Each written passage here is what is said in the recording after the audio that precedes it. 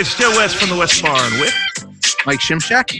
We want to thank y'all for listening today, and we want to remind you to go ahead and subscribe wherever you're listening and hit notifications and share it with your friends. The goal here is that we organically grow the channel and that we are finding the right audience. We want, if you think this is helpful to your life and career and your perspective, go ahead and share it with some friends. Today, without any further ado, I'm excited to introduce Andres Forero. He is an Emmy.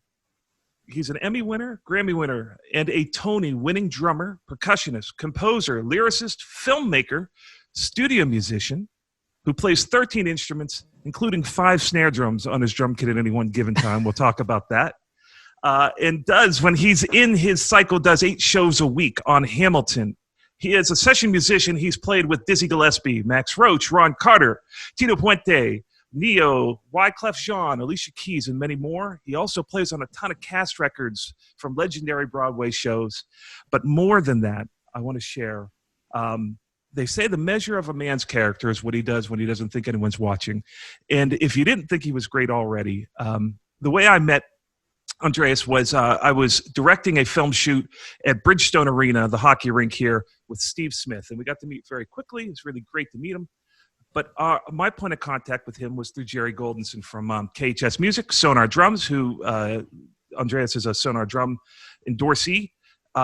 We were in New York City, and I've got a 15-year-old son who is very into theater. Has gotten the lead in a couple of the plays and just is finding those first passions, which as a parent you're so excited about. And Jerry made a phone call to Andreas, and he got us in to do the stage tour and got tickets for my wife and my son to see Hamilton, which, if you know anything about Hamilton, they're ungettable.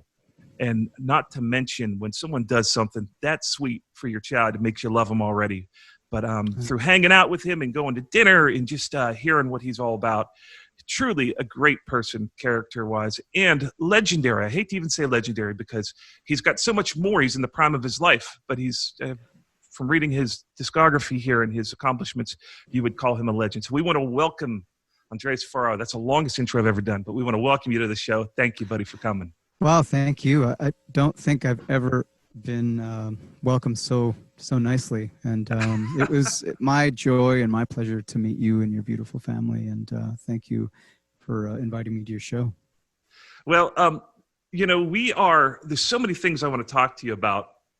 And you know, for us in the music business, when we're having these music business conversations, there's whole other tiers of industries that, like as a songwriter and record producer in pop music, we don't really get to know about. Like, hey, there's people making good livings working on Broadway. And of course, COVID right now has got all the Broadway theaters dark. Right. And I'd like to talk to you a little bit about that. But, you know, I know that listening to your history a bit, I know how you sort of came through and up in the world to eventually find your way to doing Broadway. And Broadway is so all-encompassing with your schedule. I'm sure that it precludes you from doing a lot of other things.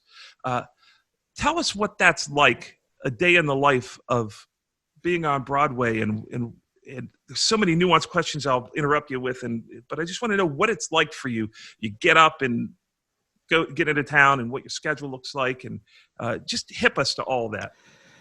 Yeah. So, you know, my life is... extraordinary in the sense that I have a beautiful family that I get to wake up to every day, and I have 3 little kids and a wife that I love very much. And so my day starts and ends with them first and foremost, and everything that I fill in between that is for them. So getting to work is it's a blessing and it's a gift to have that, and starting the day with that makes it a lot easier for me. But, you know, I wake up with the kids and we hang out. A lot of time I have during the day, I have free that I can do other projects. I can teach. I can record. I do a lot of recording from my house. I have a studio here. And when it's about 2.5 hours, I start to get this feeling like, okay, you need to get ready because you have somewhere to go. And one of the things that has kept me working is being punctual and never allowing for any sort of mistakes to happen. And I live in a place where everything can go wrong. And I learned my lesson very early on that, you know, preparation is the greatest tool that we have as artists, musicians, whatever it is that you're doing, if you're an actor or actress. So for me, making sure that I'm either on a bus or I'm in a car with plenty of time for the worst thing to happen, and I can just be there and not be worried that I'm not going to make it to the show, because there isn't a Broadway show that can start without the drummer, you know. And that's sort of a heavy burden to carry, but a heavy responsibility to be gifted as well. So I take that really serious. So for me, there have been a lot of close calls, you know, where I had to call a sub and say, hey, listen, the bus is broken down or is on fire. It happened to me twice. And I probably can make it, but I always assume that I'm not going to. And I put them on call, and I have 5 wonderful subs that I can call and say, hey, are you close to town? And if there's an issue, they arrive to the show until I get there. They play, they get paid for, you know, the time that they were there through me directly. And then they get up when it's safe, and I sit down and continue playing. But I mean, it's only happened a couple of times in my life. It's New York City, though, right? I mean, these things happen. Yeah, I mean, I'm coming from New Jersey, so it's double the possibility. You know, and what time is curtain? If it's a 7 o'clock show, you know, we probably half an hour. We have to be ready, but we technically don't have to be in our seats until 10 minutes before. Oh my goodness. So, I mean, I literally just have to show up, and I've showed up to the show with about, you know, 80 seconds before we have to get in. Oh my goodness. Put That's stressful. on, put headphones on. Normally, what do you like to get there? How early? I like to be there an hour and 10 minutes early. That's my safe zone. That way I can go off and get some coffee, and if I need to tune things, because, you know, in a theater, it gets very, very cold. And sometimes that affects the instruments, you know. Any instrument that's wood is going to be affected by the climate. So to prepare for those things, I definitely get in with enough time to avoid any sort of catastrophe. And it's a really great rule of thumb. Just get there, be there an hour before you have to be there, an hour and a half if you can, and then you can be relaxed. The more relaxed you are, the better you're going to play. I was super surprised to see the size, the way your drum kit, it's the equivalent of, like, it's almost like you play in a Winnebago, you know, that has the sleeper over the driving area, those kind of RVs. It's like you literally have shelves coming out on you. You've got monitors, and you've got, of course, 5 snare drums and a drum kit, but it's like you're just like under a stairwell, essentially. It's so small, and it sounds so great on the Netflix or the Apple TV broadcast of it, as well as on in the venue. You know, they make it sound so massive. I was blown away at how small that little orchestra pit is. Yeah, it is very small, and you know, we have an incredible sound design team. And to be honest with you, my space is probably a little bit smaller than a studio apartment in New York City that you could rent for, you know, $3,000. So there is enough space once you start removing, you know, the shelving and all that to actually be comfortable. But I'm directly under the stage and right at the foot of the first row. So I can hear the people talking before the show, during the show, after the show, and all that. That's wild. Yeah, it's pretty cool. It's a great experience to be under it, because there's a grate above me where I can see a little bit of lighting and stuff like that, but I can't see the audience. You can only hear them. And the way that I'm positioned, I have like a plexiglass window where I can see the back of the percussionist's head, the bass player's head, and I can sort of see the conductor. But in a lot of ways, this is a much bigger point that we could talk more about later. But in a lot of ways, this show, the visual has to be in your mind and in your heart. So you have to really get so into it and learn so many of the different parts and the emotion of it, and visualize it, because you can't really interact with the other people because all you're seeing is the back of their heads bopping up and down, you know. So that in itself is an incredible discipline.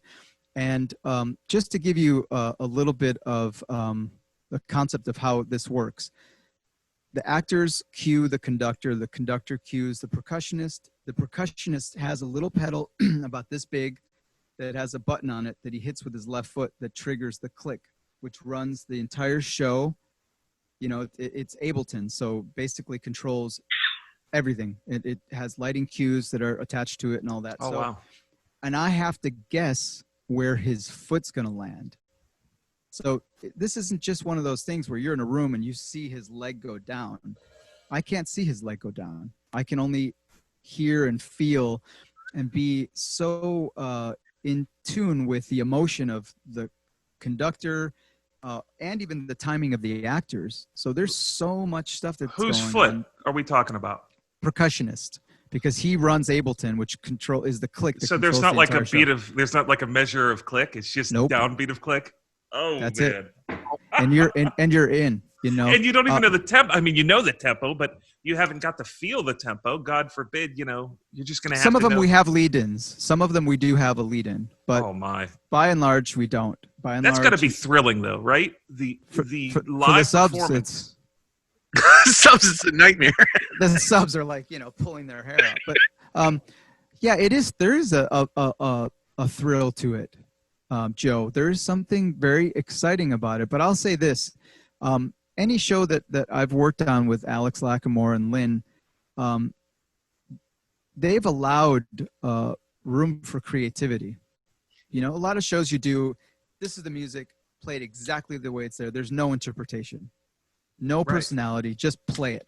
I wanted to, yeah, for sure. Which is cool, but these shows, we have some room to stretch. Tell me, like, so I was reading up a little bit, and it said that you were heavily involved in the drum book for The Heights and Bring It On.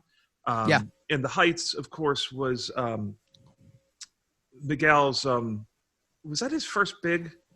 In the Heights was lin-manuel's first show that he was writing. He wrote it in Wesleyan College, and in 2002 is when I started working on that, doing the readings for it. So when it says and it's the same creative team as Hamilton, basically.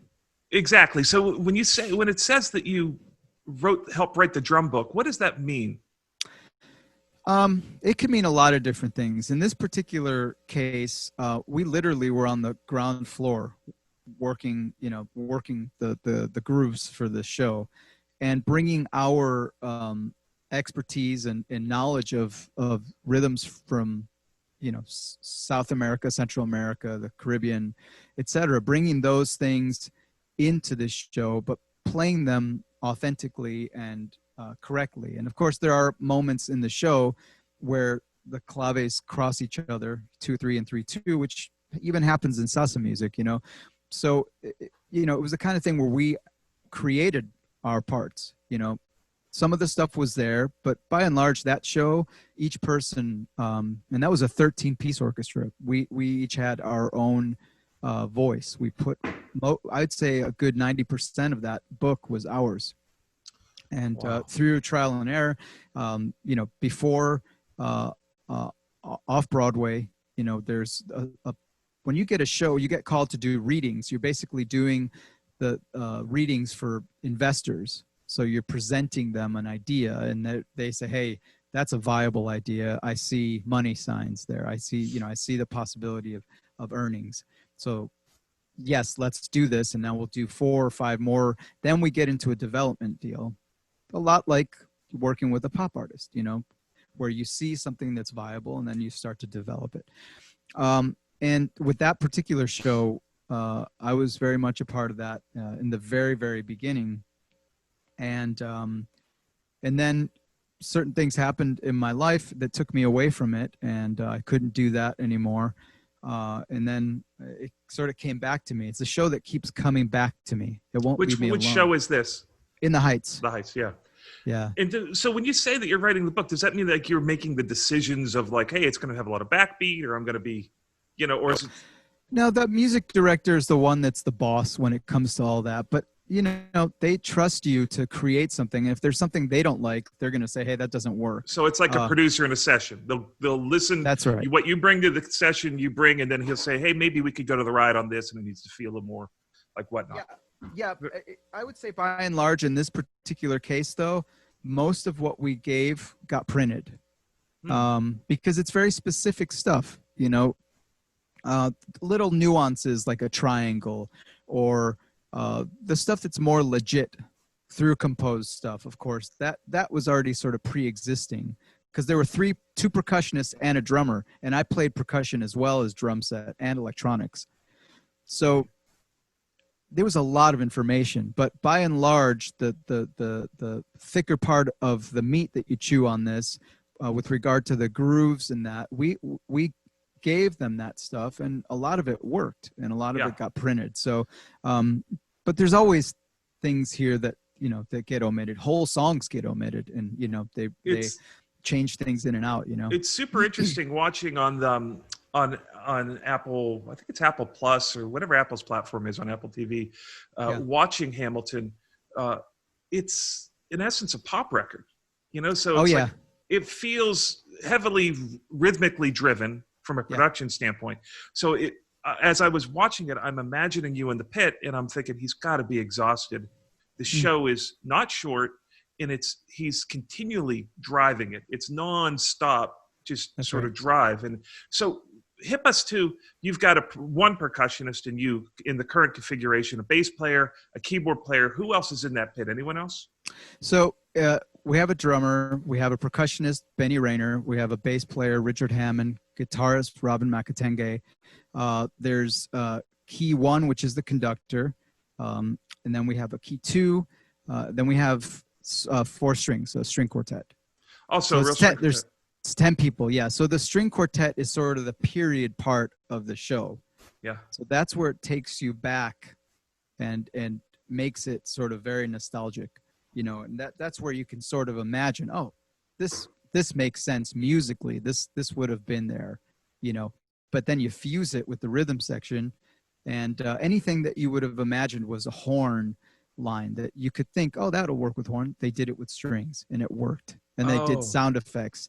I mean, there's so many beautiful things that were orchestrated for this that have to do with pizzicato, things to do with, harmonics and the violin all the way up on the violin, creating these incredible sound effects, screeching sound effects that have to do with emotion. And each person's part is so thoughtfully created and so detailed and so connected to the story that if you were to take each one and dissect every piece, you'd be amazed at how it all comes together. And everything is aligned with the lighting cues, with the sound cues, with the choreography. I mean, one little scrape will be a line of dancers doing something that will blow your mind, and you would have to go see it. I've only seen it 3 times. Well, 4 now that I saw it on TV, but every time you catch something, and I'm watching it on TV thinking, holy crap, I don't remember that ever. I don't even remember me doing that. Although it's been about 7 months now since I've actually played a show. But, there's so much nuance to this stuff, and it's so spectacular to see how it all comes together and how they tie it together to create this piece. It's interesting, too, because as a drummer, we were just talking about this with Scotty Wilbanks, I think it was Scotty. We were just talking our last podcast with somebody, and we were talking about mixing. No, it was Gustavo, a famous mix engineer. And we're talking about how, as a drummer involved in the show, you see the show differently because of your participation in it. And when you get to see it as a viewer from on television or as an audience, it's just like, it's almost like you're seeing it for the first time. Absolutely. It's this wild thing about the way the human brain works and what your focus is essentially on in regards to how you receive something. I was really overwhelmed by the show. I watched it on the broadcast premiere when it was first released, and it was just, I'd never seen anything like it. And I can't imagine, like, for you to be on all these successful Broadway plays and playing on the records and being in the pits being a crucial part to them being successful. Then there's Hamilton, which is Michael Jackson's Thriller of Broadway. It's like to be associated with that, but not only that, but to have it be as meaningful as it is, right? It's not just like Legally Blonde, it's a hit. This Right. is like changing the way we see history. It is, you know, you listen to the lyrics, and if you can keep up with them, my brain was continually blown away by the lyric and Yeah. and the meaningfulness of the whole thing. It was like, to be a part of that, it's got to be another sense, especially for a guy like you. It's got to be another sense of like, wow, this is why I hope to start doing something, is to be a part of something as great as this. Yeah, I mean, it sort of reminds you of the responsibility that you have to share that with other people. And that anytime that you're able to be a part of something that spectacular, you know, we're all survivors. You know, we're all hustlers because we have to survive. You know, I started playing jazz music, and jazz is very difficult to make a living at, you know. Yeah. And I mean, you can do it, but you have to be like the greatest, have something that no one's ever done before. And I wanted to do that. I desperately wanted to do that. But, you know, my life took a different turn. I ended up still doing that stuff, but I found theater music. But the thing is that once it happens to you, that you get this diamond in the rough, you know, the most important thing that you can do is share it with other people, because, you know, there's only so much of that experience that you can hoard to yourself, you know, and it doesn't mean anything if you can't share it with other people. And of course we share it with people every night, you know, 1,400 people see it 8 times a week, but that's not what I'm talking about. I'm talking about actually taking and passing the sticks on to other folks. And in my case, it was a little bit, maybe, I won't say it was controversial, but it was maybe frowned upon a little bit, because there's a long line of people that are waiting. Just like in Nashville, there's people that have been doing it, you know, veterans that need work, that have to work, and that have been at it. And I took a slightly different approach this time around. I always wanted to include my old subs. You know, I've always been faithful to them.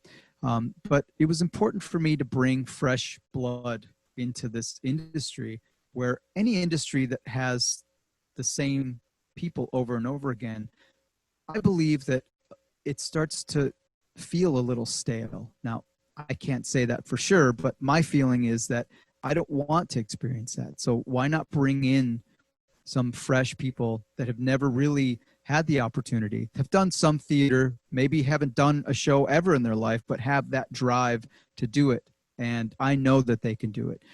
And that's exactly what I did. I brought some folks in, and they just took it and elevated it and made it a better show. And that's sort of what you have to do with your subs when you choose them.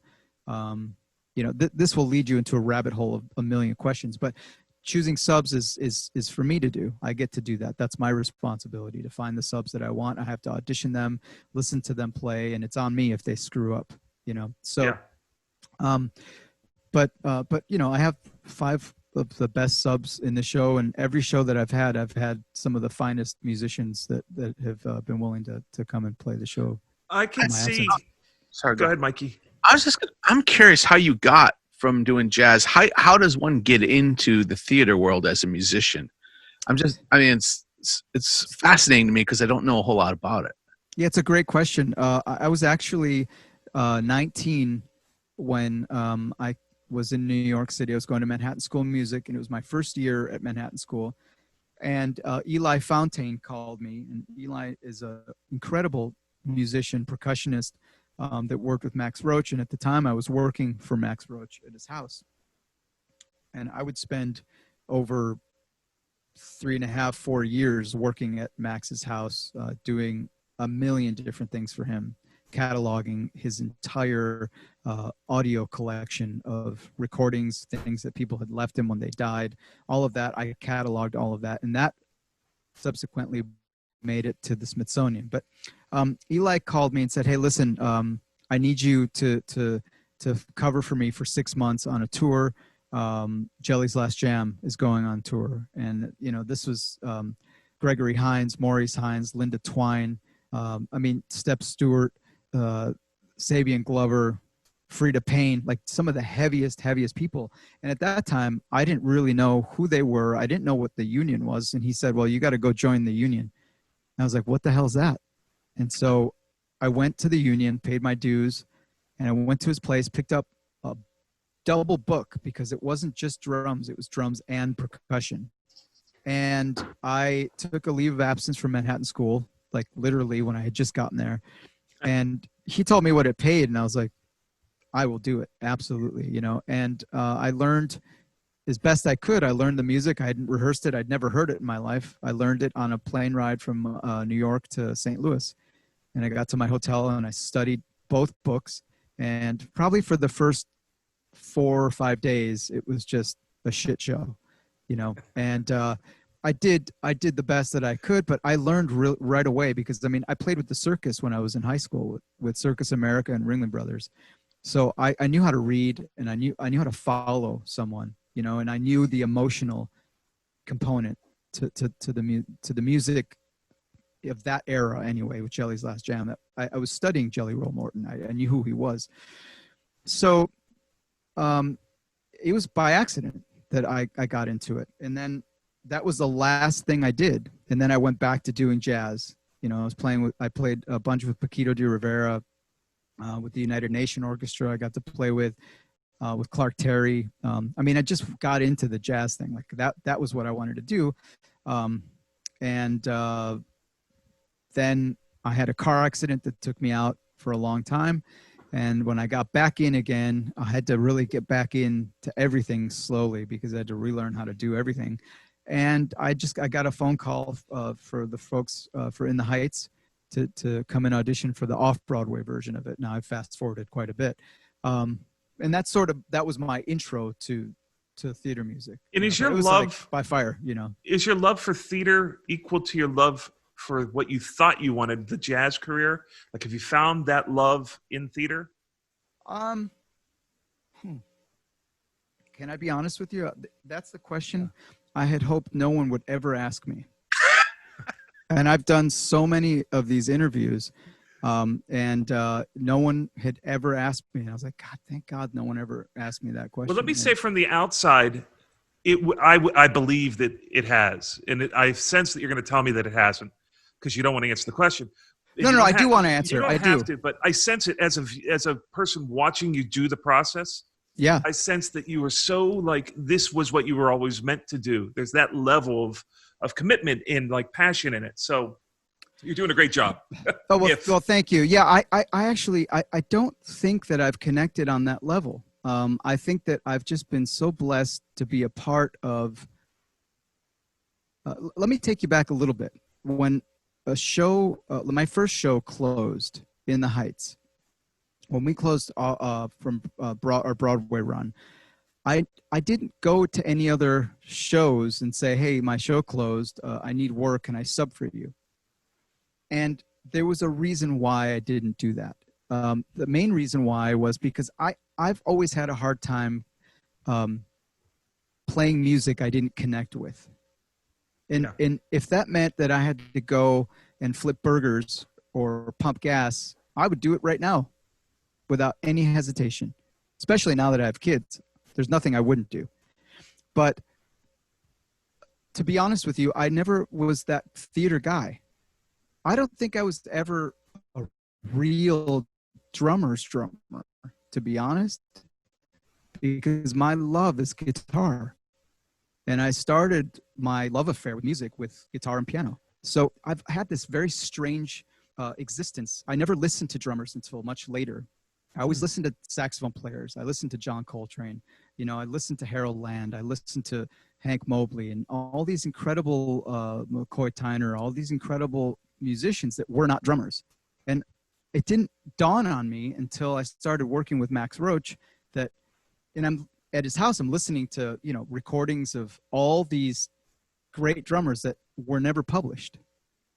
They're just live recordings that he had on reel to reel that he just happened to have either because they left it to him or because he got it somehow.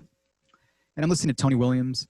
And one day I showed up to Max's house, and in Max's living room was Max, Elvin, and Tony sitting down having coffee and talking about music. And Crazy. that was a huge moment for me where I realized, wait a minute, I came to New York on a scholarship to play drums at a school that I'm barely at because I was rarely there. I was always doing stuff with Max, or I was already playing and doing stuff, but I never really went to the drums. So to your question, I never really went to theater, where there's a lot of guys that really connected with theater and that's what they wanted to do. My love has always actually been here in the studio. That's if someone asks me, what's the thing that, you know, you connect with the most with that instrument, being in the studio. That's my favorite thing to do. I love playing live. I love doing, you know, the live circuit thing. It's great. But being in the studio is my ultimate favorite thing to do.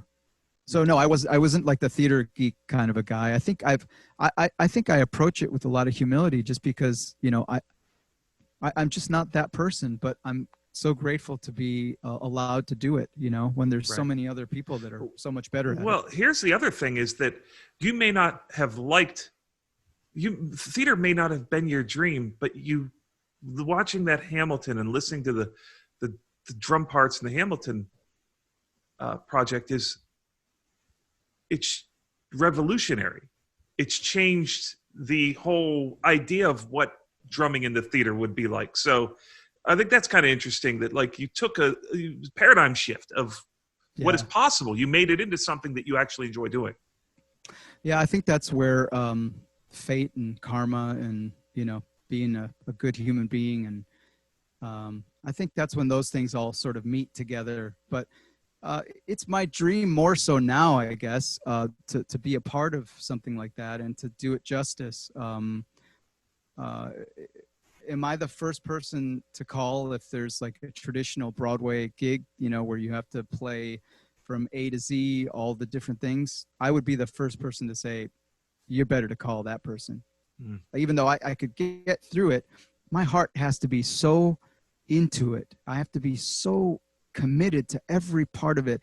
Like, to give you an example, it takes me, and this is going to sound really stupid and crazy, it takes me about a year to get through one LP.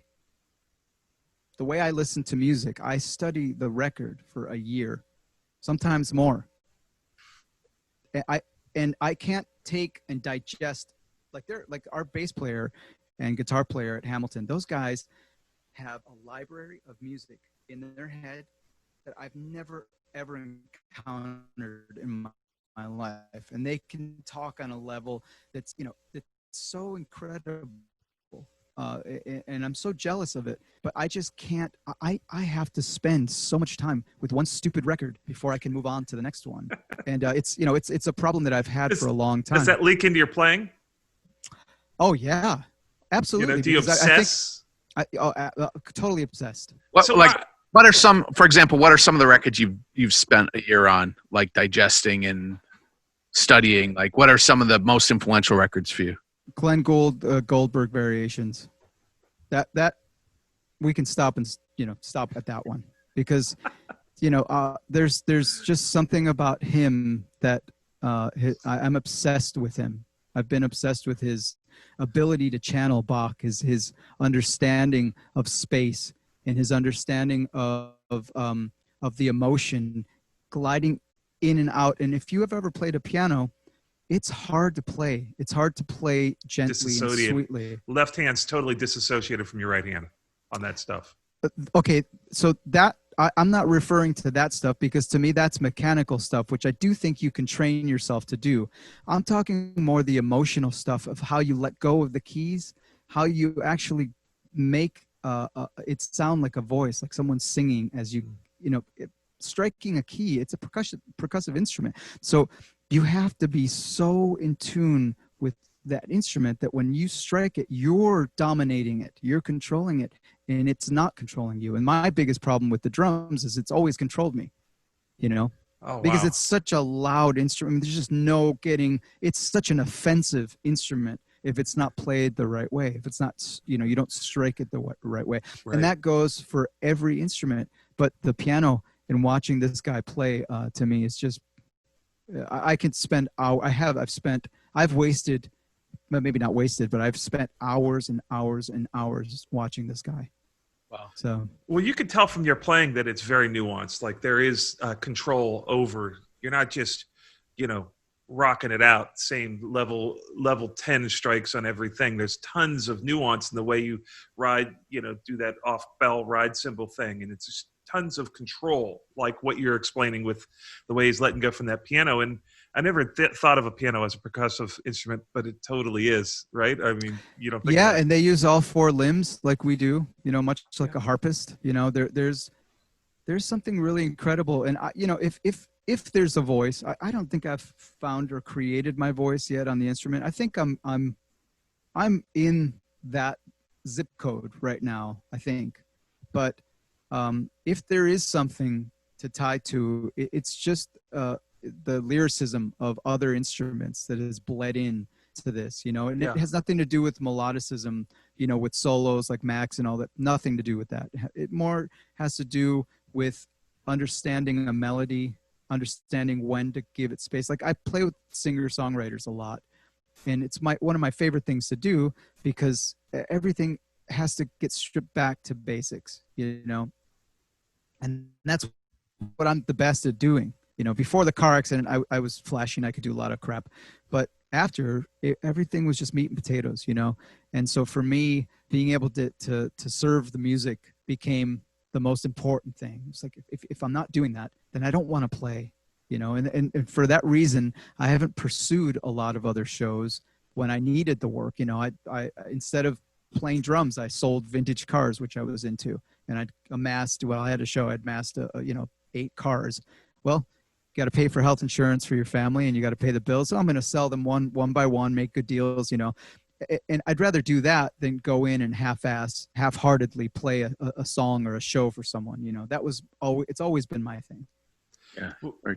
I was watching you play your performance sort of in the pit. I was watching you play to the Hamilton thing, and I was blown away that you were still turning pages. It's like you must have played this show like 1,000 times, right? Yeah. And I saw you feverishly changing the page to the next thing, and I'm like, I can't believe he actually got that done from a physical standpoint. If I'd done it, the papers would be all over the floor. So, like, for one was like, why is he still reading that chart? Right. What's the rationale? Great question. So anything can happen at a live show, but for most people, they're not underneath a stage where they have no connection. They're, basically by themselves. I'm in my own room. Sorry, just fix this so I don't lose you guys. And we've had 3 different occasions when something has gone wrong in the audience. Someone had a stroke twice. 2 different folks that came to. So the show has to stop. If you took the book away from me, I know with 100% confidence I could get through it. But there's just a safety net, and there's something about the choreography I've learned this show that, there's so much stuff going on that turning that page has become part of the performance, that if I stop doing that, it's probably going to throw me off, and God forbid something happens. I have to go back in my brain and say, I'm going back to measure 12. Measure 12 has repeats. So I'd rather just look at it and say, hey, what? I have no margin of error here. I get it. So, are your performances identical? Every drum fill, every nuance? No.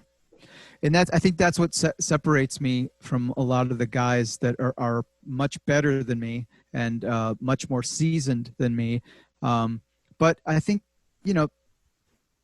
I probably wouldn't work in every show. I know I wouldn't. But for the shows that I've done, they've been, in a sense, I know Hamilton was, I was thought of during that show because the orchestrator told me that, and for that it works. And there's sort of a edginess to my playing on a show that I think is what makes it work, in a sense, where you don't know what's going to happen. I could do something totally crazy, and either it's going to work or it's not going to work. And I'll give you an example. I had been on tour with the Book of Mormon for 2 years straight when I got the call to do Hamilton.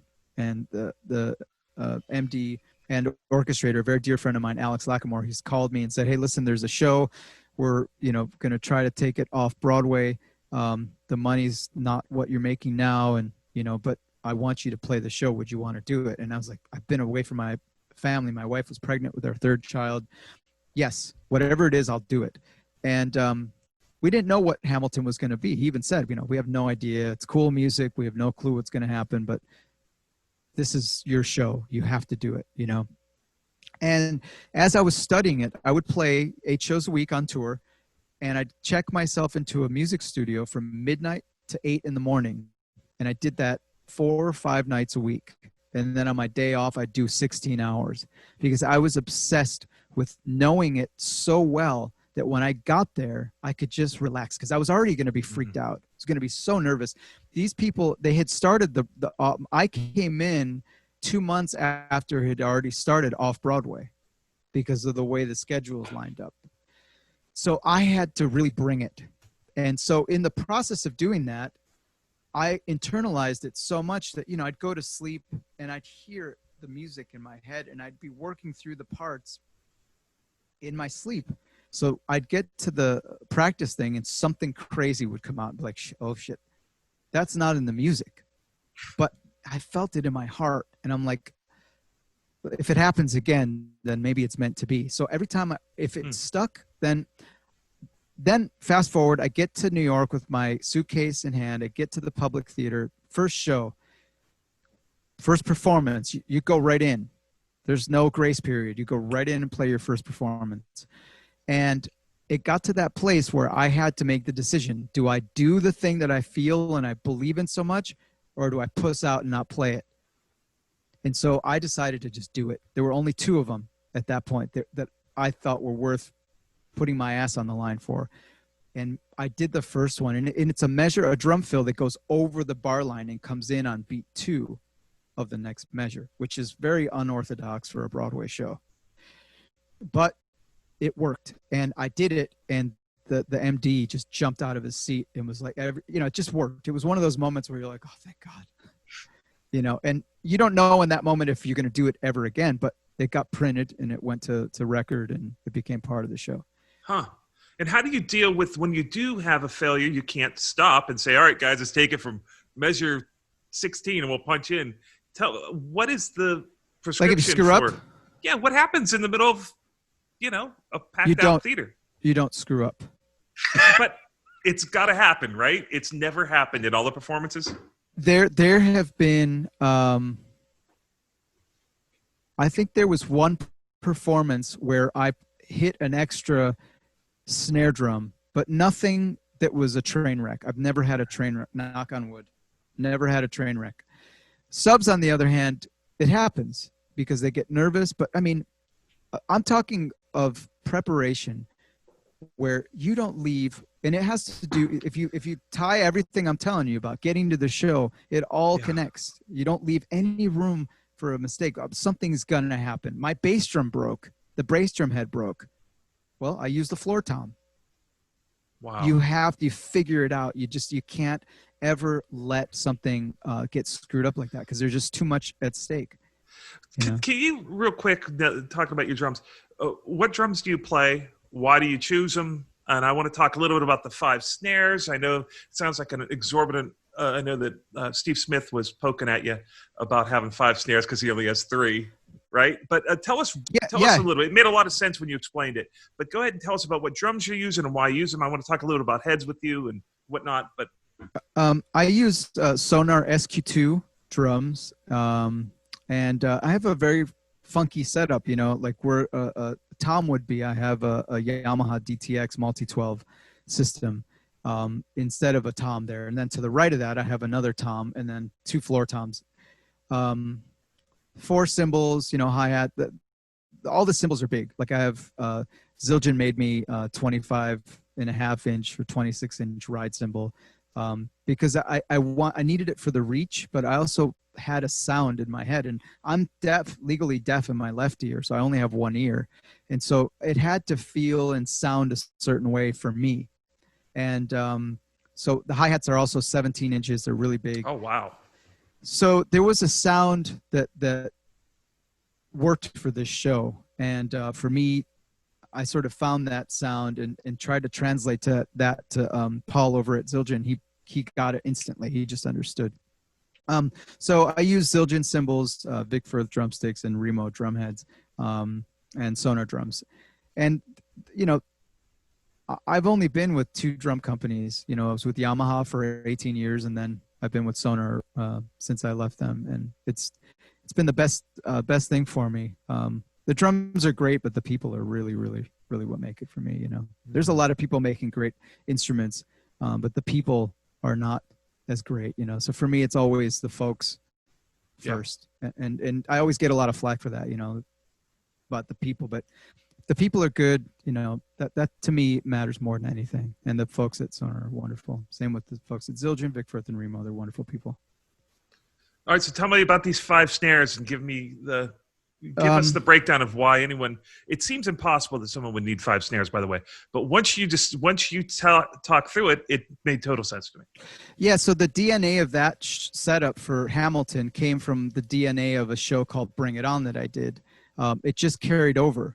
And that show had basically the same amount of snare drums, but using it for different reasons. Now, in Hamilton, you have your main snare, okay, and that snare I use is tuned medium. There's a medium tuning to it. Then to my left, there's a pre-Civil War drum that Sonar made for me, and that's obviously the period thing that you know that as the entrance to the show. And that creates a thing. That's sort of the voice of Hamilton, is that snare drum.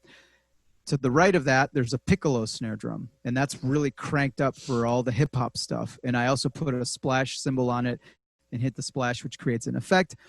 Above that, there's another 14 by 7-inch Sonar snare drum that's tuned really low that has a big fat snare ring on it. And that creates an effect for the hip hop stuff as well. To the right of that one, above it, is a soprano snare drum for a lot of the funky stuff that we do. So each one is almost a voice or a scene in the show. And so for that reason alone, they're so important. And the cool thing with Steve is that Steve actually hadn't really gotten into the multiple snare things. Steve Smith. Steve Smith. Yeah, he came and sat with me at the pit with his wife Diane, and they watched the entire show. And he was preparing for the tour, and he started incorporating 2 more snares to his left. And it was one of those things. I think he used one before, and then he had like an electronic thing. But he's given credit to seeing the show and having that. So okay, I had it backwards. I thought you had gotten that off of him. No. He actually got that off you. Yeah. I mean, how cool is that? That's super cool. Steve Smith, noted drummer. Everyone, probably knows. He's one of the. I'll tell you, Steve is. He's the main reason why I'm at Sonar. He brought me to Sonar, and he's been an incredible influence, not just musically but personally. He's one of those people that you can say has his shit together. And he's a great role model for me and for anyone. But having the chance to become friends with him has been very great for me. So, and you also are using Ambassador, the Remo Ambassador coated heads. And I don't want to get too deep down in the weeds here, but my issue in the studio has always been the problem with Ambassadors are that they sound incredible, but midway through the first day, you're going to have to change the head. Do you find that to be? Well, it just seems like people would beat the crap out of them. You'd have all these dimples in the head, and the sound was changing so quickly over when you're record. Recording. Oh wow! Yeah, we're recording rock bands who were hitting them hard. But that being said, they just seemed the reason why I loved them when they were new. In literally during the day, you would hear the sound change. So, one thing that I would say about that is that I use they're called Vintage A heads, and they have a film on the bottom. Now, I hit really hard. It's like a rock show. This isn't like a typical Broadway show where you're playing really quiet. I mean, we really play. And I do it 8 times a week, and I don't have those divots in my drum heads. You know, I mean, eventually after like 3 months, they need to be changed, or 2 months. But the Vintage A series is the only thing that I use on all my snare drums, strictly. And they can take that sort of abuse, you know. And Gotcha. And it's not just me, you know.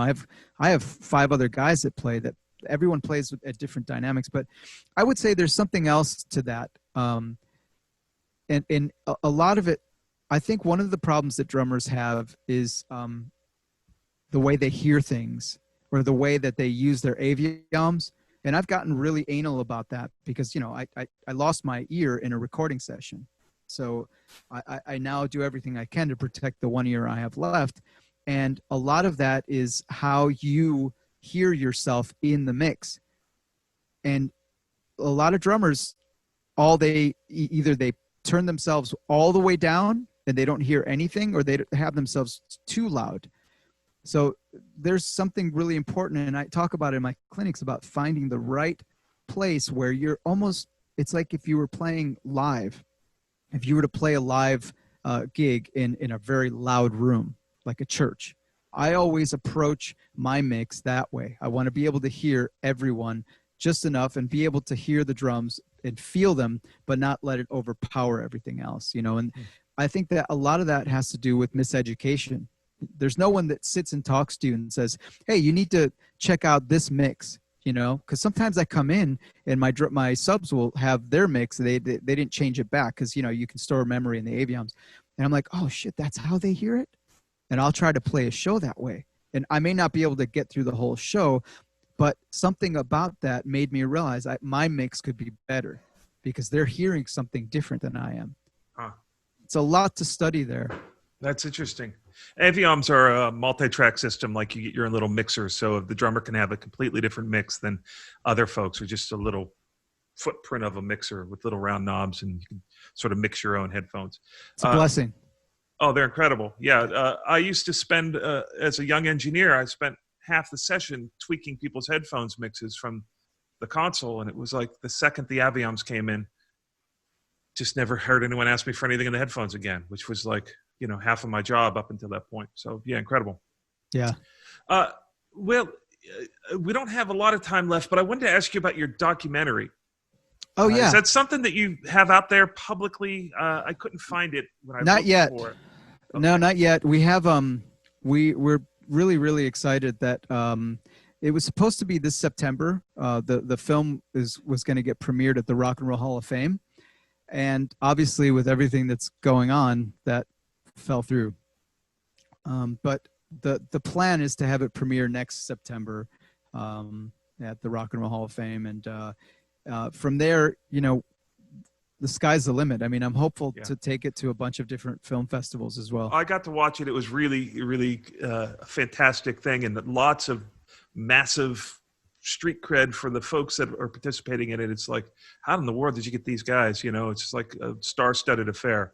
So I'm excited. We won't talk too much about it. I would love to, before we leave, I'd love for you to tell your story about the first drum kit that you ever got, because it was super moving. The full story of like how it even like cascaded through, how it got given back to a guy and what happened to that drum kit.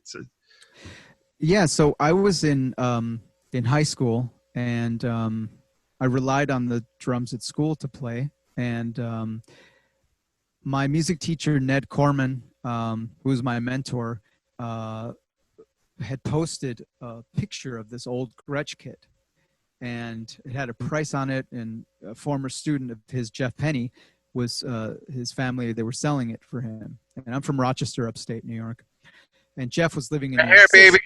Are you Rochester as well? There. Oh my God, what part? I went to school in Pittsford, New York. Okay, I lived in Pittsford, and then we moved to Brighton, and then Penfield. Yeah. Oh, that's amazing. That's crazy. You always meet someone. Yeah, man. So we we'd have these lunch breaks, and I'd walk into the music room, and I'd just sit and stare at this kit, you know, because every kid wants shiny red or blue or black, whatever drum set. And this one happened to be like the natural wood stop sign Gretsch. And it had a 22-inch kick, an 18-inch kick, and, you know, had 4 toms and a snare drum and tons of hardware and cases and whatnot. And I don't remember what the price was, but I couldn't afford it. There was no way that I could afford it.